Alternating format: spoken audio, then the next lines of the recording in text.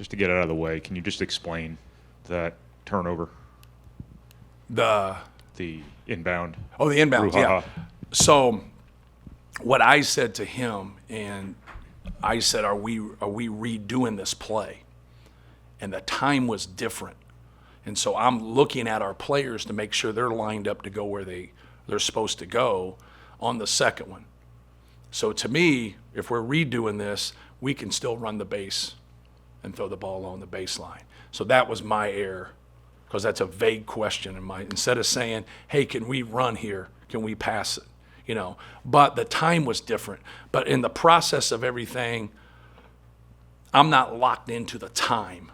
I'm locked into executing what we're supposed to do in press offense. And so that was my error at that time. Now, he said it to our player, "Hey, you have a spot."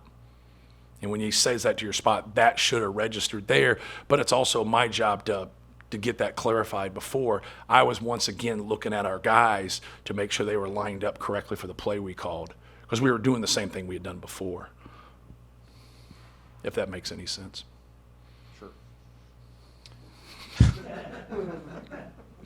Obviously, not your team's best day for 30 minutes. Right. What do you take from kind of just being good enough there in the last 10? You can dwell on that piece of it, and as a coach, you definitely register everything that happens, and then you try to gauge everything that we've been through. And the one thing that I think that you sometimes don't get across is just how good other players are. And I think that's the piece. Like, they were, obviously Eric Ayala's not playing. He's a great player. But like Fats Russell's a fabulous player. Dante Scott, had 25 at Ohio State. And we just looked like we were playing through our emotions, and just, you got to be process-based. And we just play the game the right way, take what it gives you, play to your strengths, and be solid. But just move to the next play when things don't work for you. We were just compounding our mistakes, especially offensively. I thought we did some good things defensively. I thought our doubles were pretty good. Obviously, the start of the second half, for about 10 minutes, we weren't very good. We were getting beat off the dribble too much, and Fats Russell was doing a good job of breaking us down. They had some guys come off the bench. Martinez made some really nice plays. And give them credit. I thought they clearly outplayed us. But with that being said, we found a way to come back. We found a way to make some plays. We weren't hitting from three, and then we make 4 threes. We go 4 for our last 6, I think, from 3. So, give our guys credit there at the end. Jaden had a tough game, but he makes, has the and one. Defensively, they fouled like we wanted to when we're up 3. We would prefer less time, but I don't like the guys when they get into the scoring position at that time. So I kind of live with that. So if we lose, then that's on me. But I don't want some guy hitting a 3 and tying at that time. So 8 seconds is a lot. So I thought Danny did a good job in making him make those 2.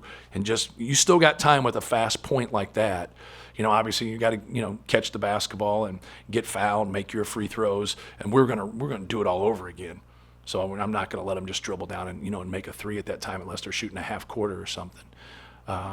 But I thought our guys hung in there. I thought Mace made a great play at the end. I thought Travion walled him up there at the end and showed his hands. Mace dove for that loose ball, and we found a way to pull it out. We had some guys make some plays. We had some breakdowns, but got to do a better job of getting ourselves ready to play in a game no matter what the circumstances are.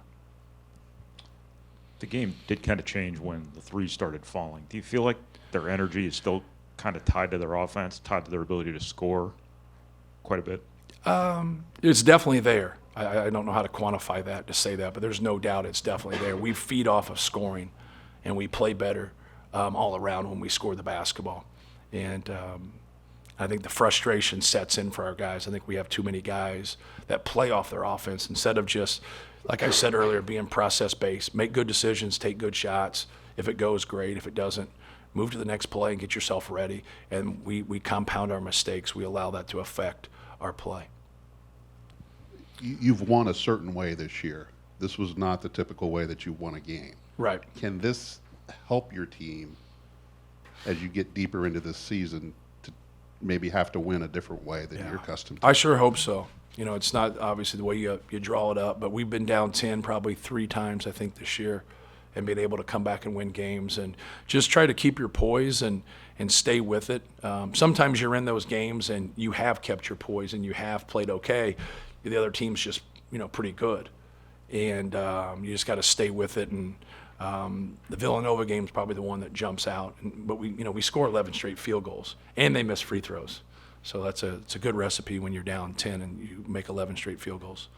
But yeah, you sure hope so. You sure hope all your experiences, with the tight schedule, with the heavy schedule. Like we've played a lot of really good teams, obviously playing in the Big Ten Conference. So you just hope all your experiences can help you, as you go forward.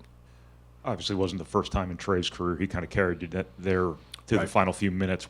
Did something open up for him in regards to being able to get the ball in the block and have a good matchup? Or anything Yeah, like no, that? he just got it deep down there and made some really nice plays. He's traditionally he's been great in those last 4 or 5 minutes of a game.